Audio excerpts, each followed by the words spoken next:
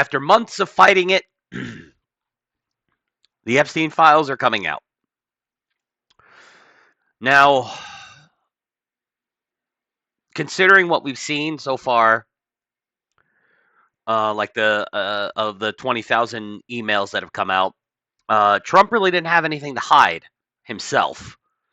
The 20,000 emails, unless there's something in the Epstein files, but the fact that like they're like, we'll see what happens.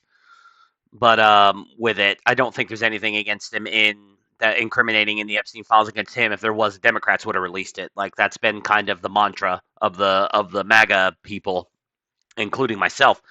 But if the 20,000 Epstein emails are any indication, Trump never had anything to hide. He told the truth. Him and Jeffrey Epstein had a falling out, and Epstein hated Trump.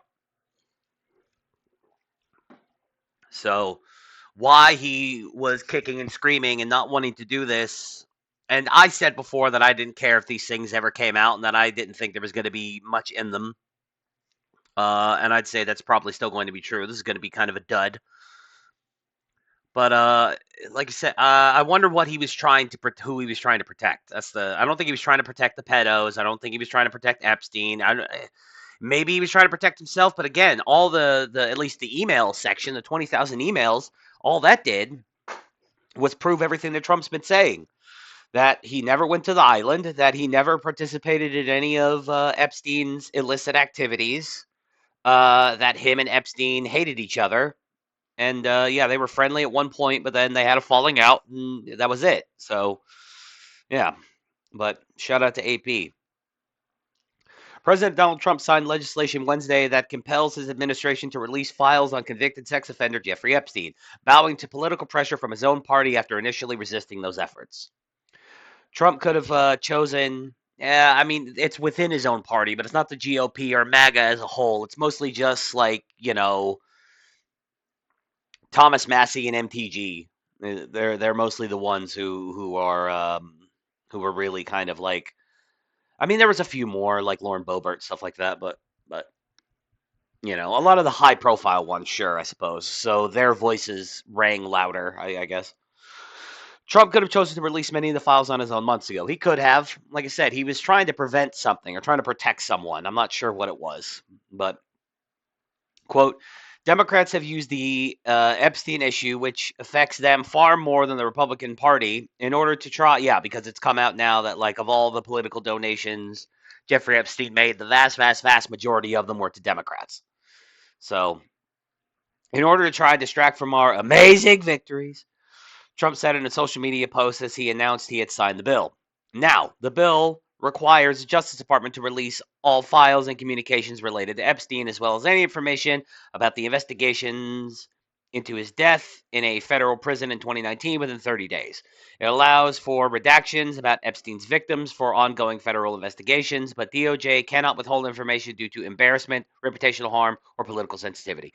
So there's still going to be room in there to protect the victims, which I suppose Trump could say I was trying to protect the victims. Um, I didn't want their name. A lot of them didn't want their names to come out there. So, I mean, I suppose that could be the spin. Um, but we're still going to get redacted files. That's another reason why I think this is mostly going to be a dud, because we're going to get a bunch of redacted files.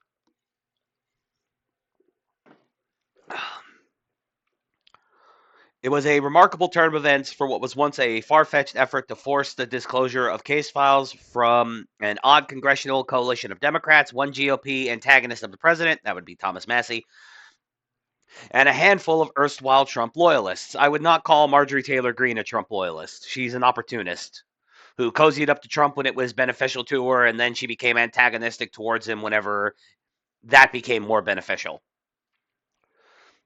Now she's on The View and CNN kissing up to the left.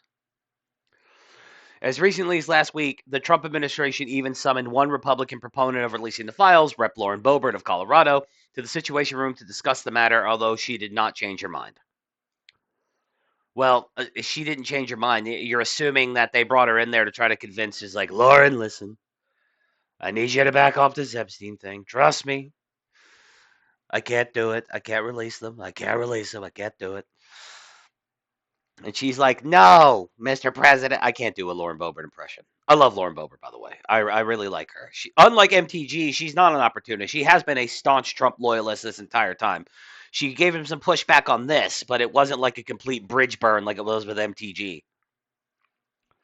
Also, she's really, really hot. Her tribal tattoo on her side that goes down to her vagina is just such like peak white trash. I love it.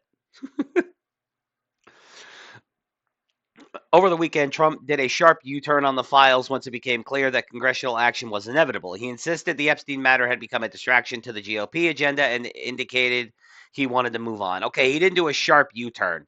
He didn't want to release the files, but he said all the same things about it being a distraction, about it being a hoax, all these things. And now he's just all like, okay, fine, release the files. It wasn't a sharp U turn. It was a, he kind of got nudged into a direction that he didn't necessarily want to go, and now he's just kind of capitulating. He's like, okay, fine, I am the president, but I do have there are checks and balances in the system. There are things I have to answer to, et cetera, et cetera. Quote, I just don't want Republicans to take their eyes off all the victories we've had, Trump said in a social media post Tuesday afternoon explaining the rationale for his abrupt about face. The House passed the legislation 427 to 1, with Rep. Clay Higgins, a Republican of Louisiana, being the sole dissenter. He argued that the bill's language could lead to the release of information on innocent people mentioned in the federal investigation. The Senate later approved it unanimously, skipping a formal vote. So, yeah, I don't know much about Clay Higgins. I don't know like what his deal is or what, but that's probably fair. He's like, there's going to be innocent people, victims who don't want their information put out there, and it's going to get out because of the releasing of these trying to protect them. Being as charitable to that guy as I can possibly be. It's been long established that Trump had been friends with Epstein many, many, many years ago. They were friendly. They were acquaintances, but they were not like best friends like everybody insists that they were. The disgraced financier who was close to the world's elite. But the president has consistently said he did not know of Epstein's crimes and had cut ties with him a long time ago. That's true. He didn't know. He didn't know until he participated in the investigation that got Jeffrey Epstein arrested the first time back in 20 whatever it was 13 14 when he got arrested the first time. And then, in 2019 under the Trump administration, he got arrested again and was facing life in prison, which he wasn't facing the first time under the Obama administration. Just saying. Yeah, they had the falling out over they had the minor falling out over the real estate deal gone bad, and then the alleged Jeffrey Epstein trying to make a pass at a 16-year-old girl at Mar-a-Lago and him being cast out and banned for life.